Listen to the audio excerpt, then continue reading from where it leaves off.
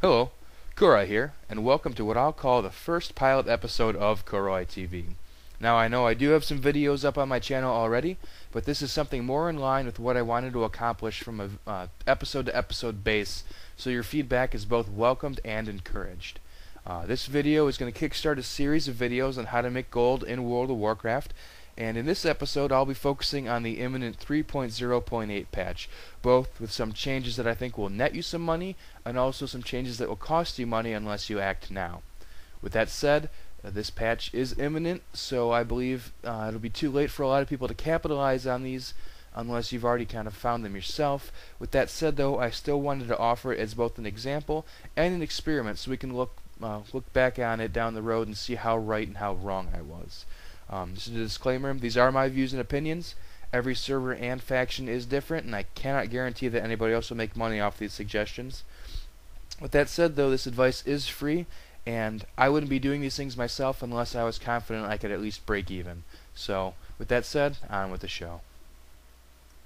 Alright, first up we have jewel crafting. Jewel crafting has been a great money-making profession so far. I think it's going to still continue to be a great money-making profession.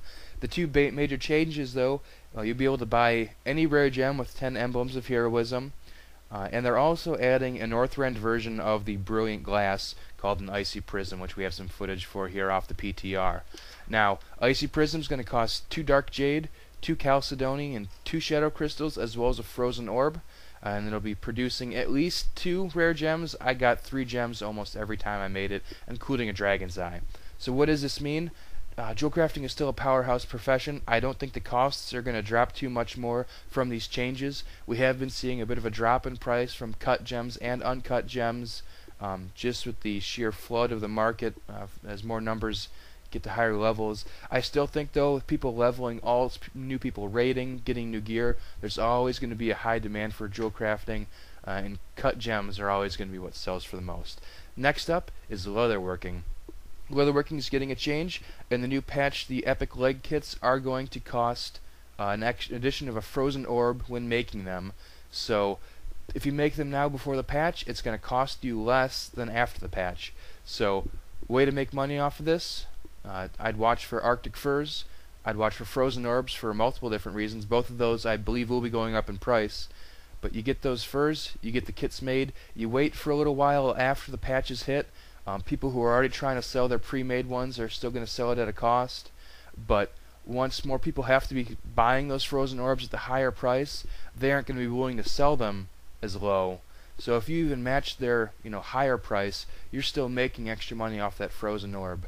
They're also going to be adding a PvP based leg kit. It's going to offer stamina and resilience, so that's another thing that's going to be requiring Arctic Furs and Frozen Orbs. So keep an eye out on which ones are selling for more, which ones have less of a supply, and you can potentially make some more money off of that. Inscription's another profession that'll be seeing some changes in the upcoming patch. As you see here on the PTR footage, you can buy any ink with an Ink of the Sea, and 1 Snowfall ink does cost 10 Ink of the Sea. Potentially, this could kill off the low-level ink market, but I think if everyone is spending their Inks of the Sea for Snowfall ink like I think they're going to do, because people want those big bucks, that big sale, people will gamble on making the Dark Moon cards now that they're easier to make, hope for those Nobles cards to sell.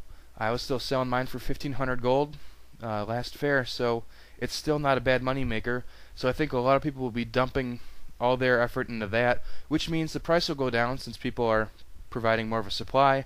And if they forgo the other things like vellums, I think vellums could actually see a healthy return in price and be more of the long-term money makers for scribes. Still yet to see on that though. Tailoring. What can I say about this profession? Short and sweet. If you have epic spell threads, dump them now. In the patch, you'll be losing 50% of your materials. You're going to really take a hit on those if you don't sell them till after the patch. Otherwise, I'd suggest even dropping your price a little bit now, just so you don't take that full 50% hit after the patch comes. Hopefully, though, you have time to move that stuff. Enchanting's another profession that I think has the potential to cost you some money. If you've tried to get some level 80 enchants, you know that the materials cost a lot, and you need a lot of them. So what they're changing in this patch, they're reducing the materials needed, and they're swapping out some dream shards for some of the essences and from the dusts. So I think the dream shards might go up a little bit, but with a supply of them, I don't really see that changing too terribly much. Also, they're increasing the amount of infinite dust you get from disenchants, so I would sell your dust now if you can. Otherwise, I would hold on to your greens to disenchant them later. So if you got a lot of stuff you bought at the old market value, I would try and move those before the patch, move those in the beginning of the patch. If you have enchants on vellums, I would try and move those if you want to try and at least break even on your costs from the old market, because otherwise you will be taking a hit later on. I think that just about wraps up professions. If you want to make money off the patch though outside of professions, I mentioned it in my Everfrost video, I'll say it again, Relics of Ulduar. They won't be soulbound anymore. 10 of them will give you 250 rep with the Sons of Hoodir. I think you will see a lot of people power leveling that reputation once the patch hits, so get those in the auction house early and see what money you can make off of them. And if you want to go out and farm them for your alt or just to sell, Storm Peaks, I would suggest either finding the Scions of Storm or the Seething Revenants. Both of those elementals have a fast spawn rate, and they drop crystallized air and crystallized fire respectively. They also drop the relics, vendor trash, and greens and everything else, so those are definitely some of the price point mobs you want to go after. Alright, well I think that covers just about all the major changes that I think are going to either make you money or cost you money when the patch hits. So thanks for watching. If you found this episode useful at all, I'd encourage you to leave me some feedback so I know how I'm doing, either through commenting or rating. If you have any suggestions or anything, you can either leave them under the video, send me a private message, or I do have an email address. It's up on the screen now. The next episode, I think I'm a little torn as far as what we're going to do still.